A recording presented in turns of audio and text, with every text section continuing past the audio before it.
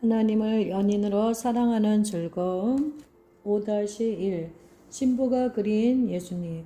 부드럽고 초자연적인 사랑이 흘러넘치는 마음으로 그리스도의 신부가 하늘에 계신 신랑의 거룩한 위엄을 응시한다. 깊고 비밀한 마음의 방, 깊은 사랑과 놀라운 헌신의 마음으로부터 숭고한 천상의 노래가 흘러나온다. 아가서는 사랑병 걸린 신부의 눈을 통해 본 신랑의 모습을 그리고 있다.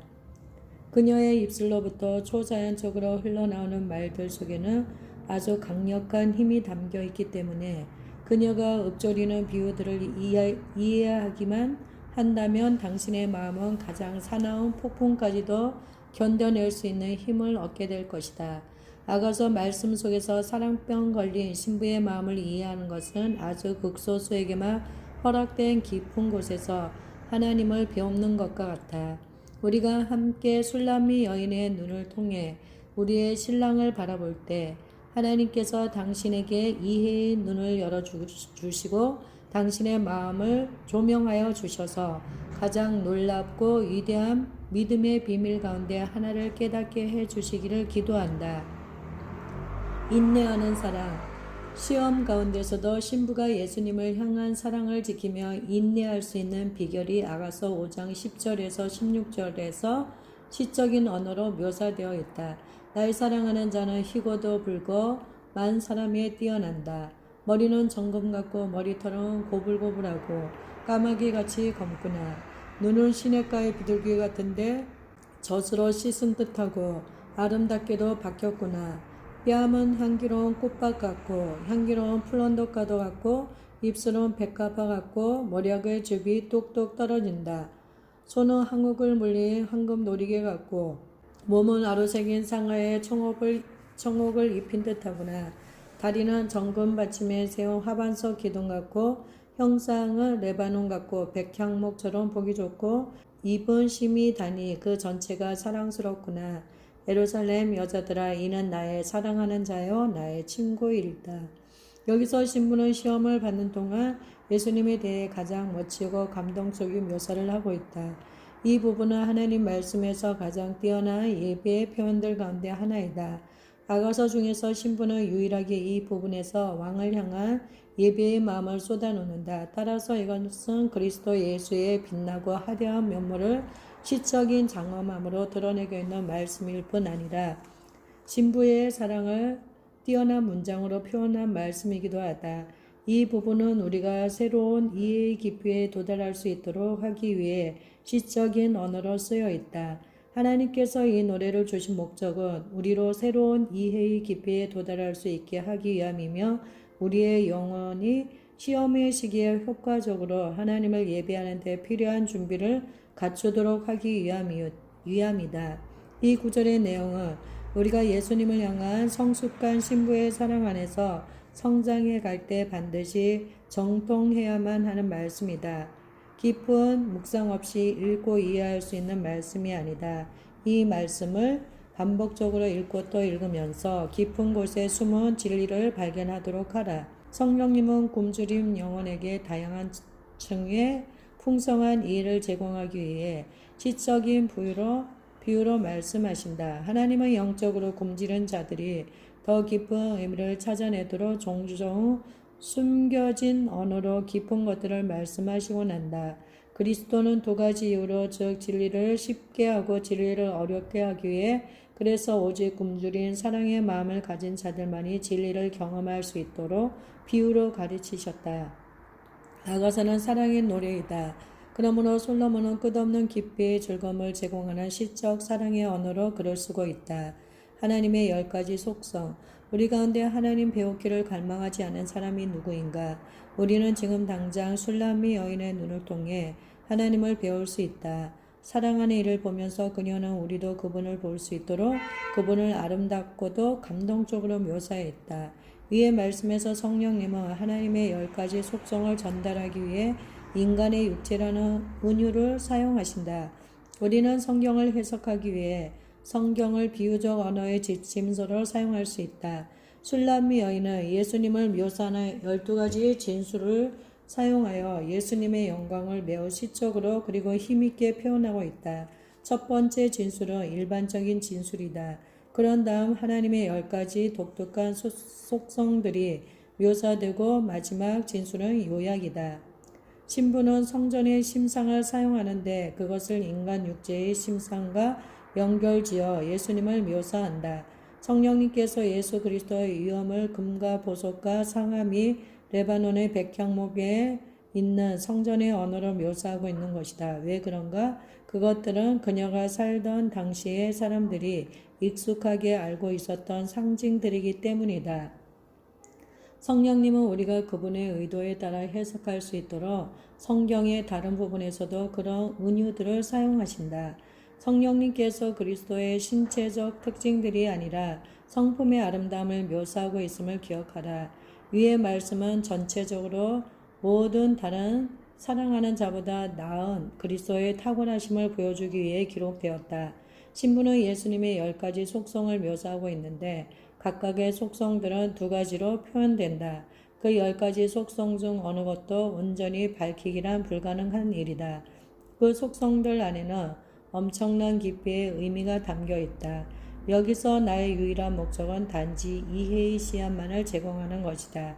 더 깊은 의미들은 당신이 여러 해에 걸쳐 위의 말씀을 오랜 시간 동안 사랑으로 묵상하면서 물을 줄 때 점점 드러나게 될 것이다. 당신의 이 10가지 속성을 더 깊이 깨달아가는 동안 그 진리들을 예배와 기도 가운데 다시 하나님께 고백함으로써 하나님의 아름다움을 효과적으로 묵상할 수 있다. 나는 당신에게 그렇게 해볼 것을 권한다.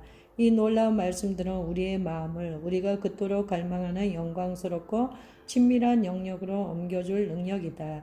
아가서 중에서도 이 특별한 지점에서 신부는 가혹한 시험을 받았다. 나는 그것을 궁극적인 이중시험이라고 부른다. 그런 시험의 시기는 주님 안에 깊이 들어가는 모든 사람에게 흔히 일어나는 것이다. 여기에서 그리스도의 몸 가운데 보다 덜 성숙한 지체들이 신부에게 극심한 시험 가운데서도 참고 견디며 사랑할 수 있는 비결을 배우고자 심오한 질문을 던진다. 술람미 여인은 이렇게 대답한다. 나의 사랑하는 자는 희고도 붉어. 나는 나의 사랑하는 자라는 표현을 좋아하는데 그 이유는 그 표현을 통해 그녀가 현재 시험의 시기를 통과하고 있음에도 불구하고 예수님을 향한 애정을 유지하고 있음을 알 수 있기 때문이다. 그녀는 마음속에 예수님에 대한 분노의 마음을 전혀 품고 있지 않다. 그녀는 시험으로 마음이 상하지도 않고 넘어지지도 않는다. 그분은 여전히 그녀의 사랑하는 자이다. 힘든 시기를 거친 후 불타는 듯한 열망이 조금 수그러들고 우리가 더 이상 그분을 나의 사랑하는 자라고 부르지 않게 되는 경우가 있다. 대신 우리는 이렇게 말한다. 마음이 아프군요. 난 당신을 신뢰하지 않아요. 내 영이 상했습니다. 당신이 내 삶에 그런 시험이 다가오도록 방치하시고 저를 가혹하게 대하셨기 때문에 당신에게 제 마음을 닫아버렸습니다. 이런 시험의 시기에 부정적인 성향이 우리의 영으로부터 흘러나올 수 있다.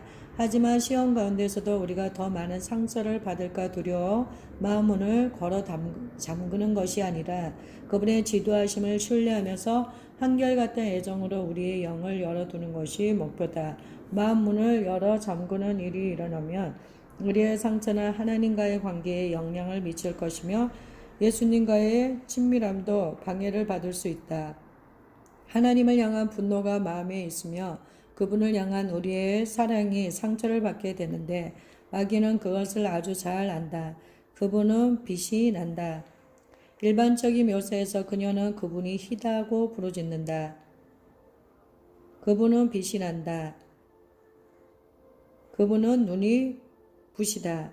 희다고 번역된 히브리 단어는 빛나는 눈부신, 찬란하게 빛나는 또는 하얗게 빛나는 등을 의미한다. 그 개념은 예수님이 신부에게 기절할 만큼 눈부시다는 것이다. 그분은 사랑스러움이 찬란하게 빛나고 광채가 번쩍거리며 보좌 주변에는 아무도 가까이 갈 수 없는 것이 가득하신 분이다. 그녀는 하나님의 인격이 눈부실 정도로 휘황찬란함을 선포하고 있다. 부활하신 그리스도의 인격을 에워싸는 눈부신 광채는 모든 밝은 색깔들과 번쩍이는 빛, 이국적인 향기, 엄청난 능력, 그리고 천상의 소리들과 아름다운 음악으로 이루어져 있다. 부활하신 그리스도는 형언할 수 없는 아름다움과 광채를 띠고 있다.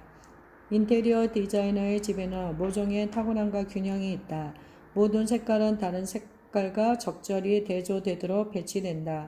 하나님이야말로 근원적인 인테리어 디자이너시기 때문에 그분의 보좌는 근원적인 탁월함의 장소이다. 하나님 보좌의 주변 분위기는 믿을 수 없을 만큼 놀랍다. 그분의 도시는 완벽한 천상의 다이아몬드가 찬란하게 빛나는 것처럼 눈부시다. 계시록 4장 3절은 아버지의 보좌가 벽옥과 홍보석 같다고 묘사한다.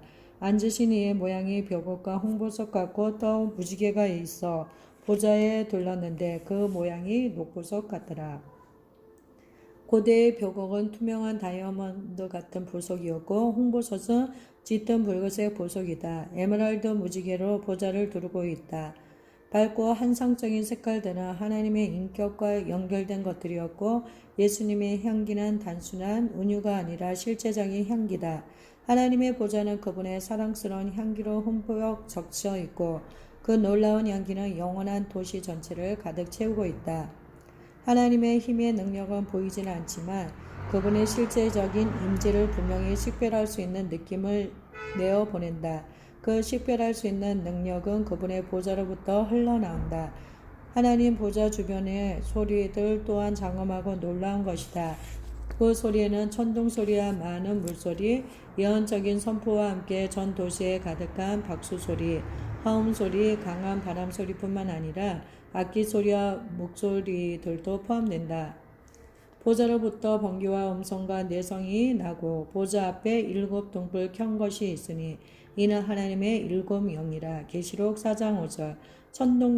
천둥과 번개와 음성과 소리들은 하나님의 보좌로부터 나온다. 그것들은 아마 달콤하고 아름답지만 동시에 두렵기도 할 것이다.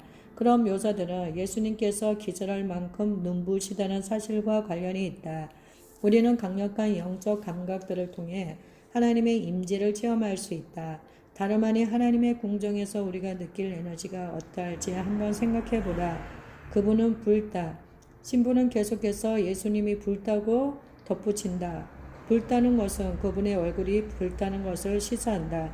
심지어 다윗왕에 대해서도 머리칼이 불그스레하고 얼굴도 불그스레하다 등 그의 외모가 붉었다고 언급되고 있다. 그의 용모가 붉었기 때문에 그는 다른 모든 유대 소년들 중에서 두드러져 보였다. 왜냐하면 당시 이스라엘 소년들은 대개 비교적 검은 머리칼과 검은 얼굴을 하고 있었기 때문이다.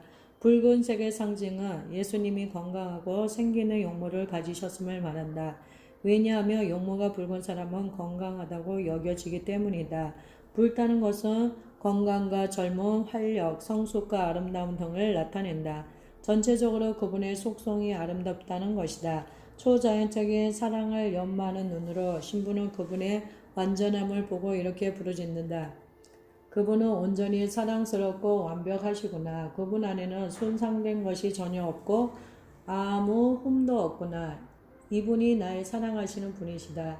그분은 완벽 자체이시다. 그녀는 또한 그분의 모든 속성들이 건강하고 완벽한 균형을 이루고 있다고 고백한다. 다시 말해서 그분의 모든 속성들이 건강한 것이다. 그 모든 속성들이 완벽한 균형을 이루고 있는 것이다. 이런 진술에 예수님께 완벽한 자비와 완벽한 심판의 속성이 공존하고 있듯이 그분의 모든 고귀한 특성들이 완벽한 균형을 유지하고 있다는 의미가 담겨 있을 뿐 아니라 그 이상의 의미가 담겨 있다.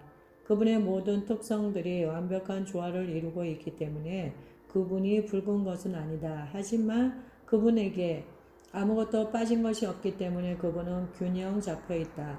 그분의 모든 속성들 하나하나는 전혀 부족함이 없고 100%로 채워져 있다. 그분은 100% 영원토록 무한히 의로우시며 100% 영원토록 무한히 자비로우시다. 그것은 속성의 여러 부분들이 연합해서 이루어진 것이 아니라 다른 속성과의 연합이 전혀 없이도 그 자체로 온전한 속성들을 그분이 가지고 계신 것이다.